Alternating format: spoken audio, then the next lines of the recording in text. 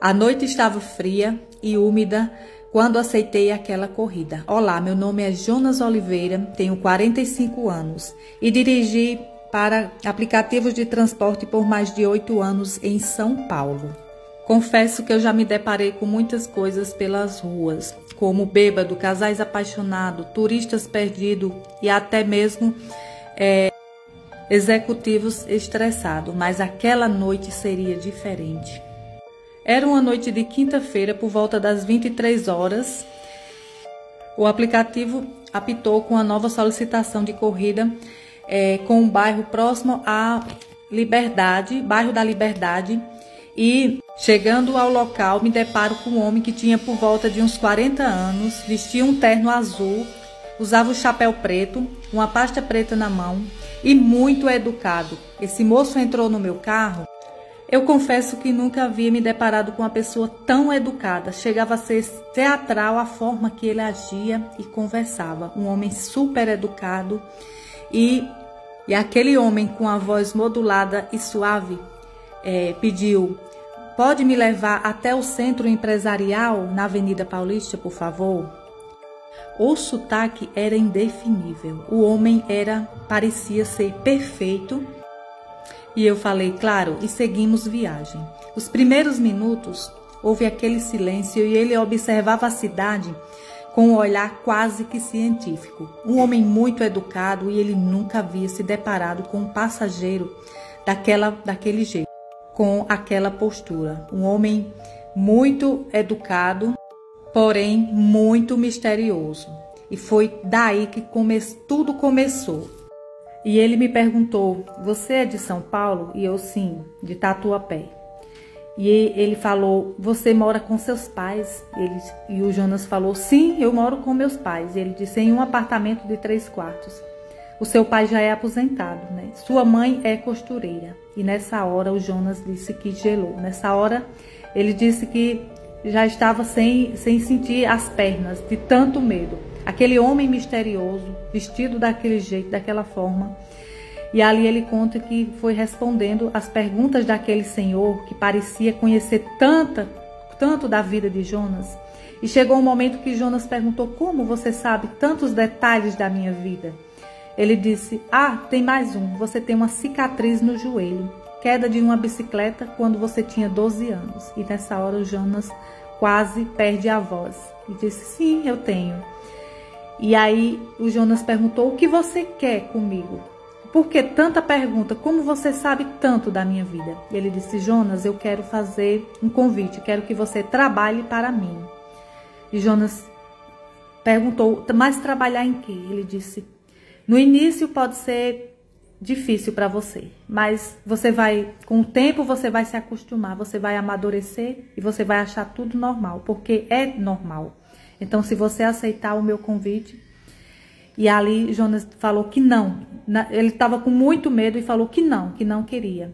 Então, nessa hora, aquele homem, de repente, se transforma. O Jonas disse que olha pelo retrovisor do carro e vê o rosto dele estava transfigurado. Tinha olhos grandes de ódio, o rosto parecia que estava com muita ira. E nesse momento, Jonas começou a tremer mais ainda. Então Jonas falou, o Senhor está me deixando assustado, por favor, pode descer do carro. E Jonas foi parando, procurando um local para parar, né, no encostamento. E ele falou, prossiga com a viagem, que é melhor para você.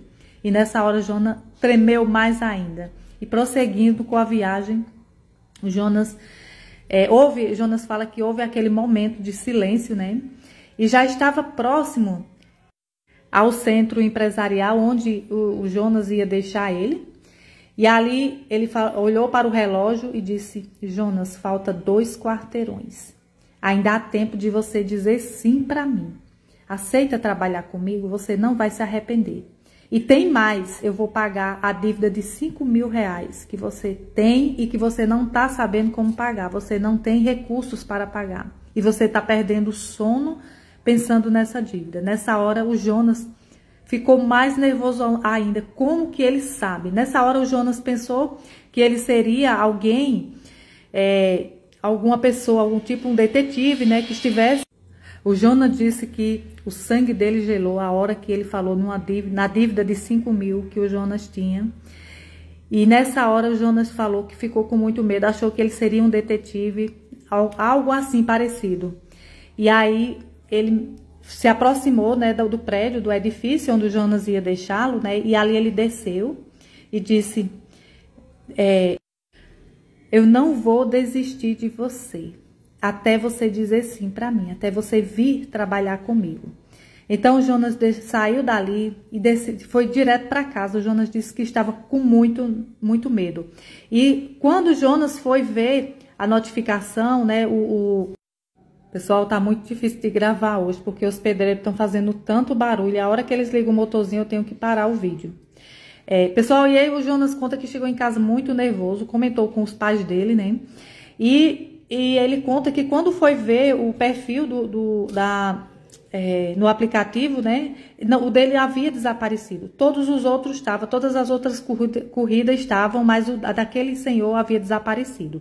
Ali ele começou a ver que havia algo sobrenatural, que aquele homem era uma criatura, ele não sabe, mas ele imaginou que seria uma pessoa do ocultismo, né? Uma pessoa que tinha coisas com o sobrenatural, porque não tinha condições, não tinha lógica nenhuma. Então, pessoal, passou-se os dias e ele ficou com aquilo na cabeça, ele comentou com alguns colegas deles. Pessoal, dentro de 15 dias desapareceu dois motoristas de aplicativo. E ali ele ficou mais grilado com aquilo, ele ficou com mais medo ainda, porque esses jovens desapareceram e foi encontrado sem vida, né? E assim, ninguém descobriu o mistério, era algo que, assim, que não era desvendado, ninguém sabia como ele já havia desaparecido, assim, como, quem tinha feito, por quê. A polícia não conseguia desvendar os mistérios. E o Jonas foi ficando mais nervoso ainda, até que certa vez uma mulher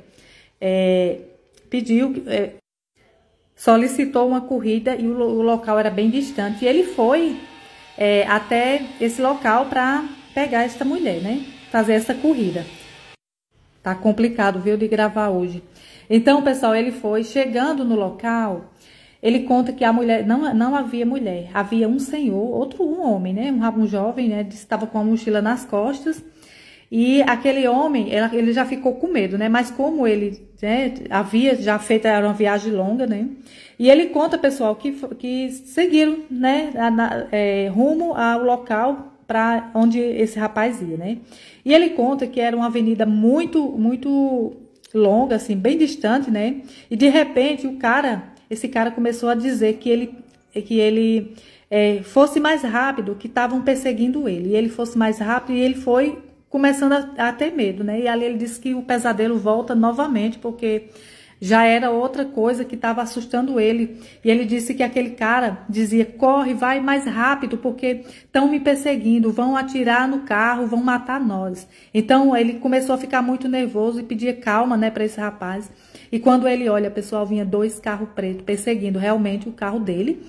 E ali, pessoal, ele vai com mais rápido, né, com mais velocidade.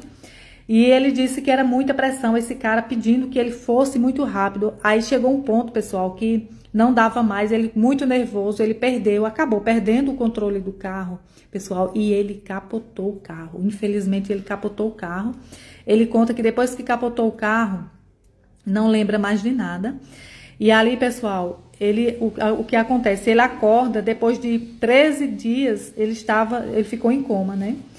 E o jovem que estava com ele veio a óbito, né? Voltando, pessoal, quando o barulho começa eu tenho que parar o vídeo. Então, pessoal, o Jonas volta, né, do coma sem as 2 pernas. Ele teve as pernas amputadas devido ao acidente. E aí, pessoal, foi quando foi descoberto, ele ficou sabendo que havia um grupo ocultista, né? Se tratava desse grupo ocultista que fazia isso, que sequestrava os motoristas de aplicativo, pessoal, para eles, né, para eles escravizarem e depois dar fim. E aí, pessoal, Jonas hoje é aposentado, não trabalha mais, né? Vive com os pais ainda em outra cidade, ele mudou-se e é isso. Mas até hoje ele diz que sente que é perseguido, que alguém espiona ele. Por hoje é só, pessoal. Quem gostou do vídeo, deixa aí o like e me segue.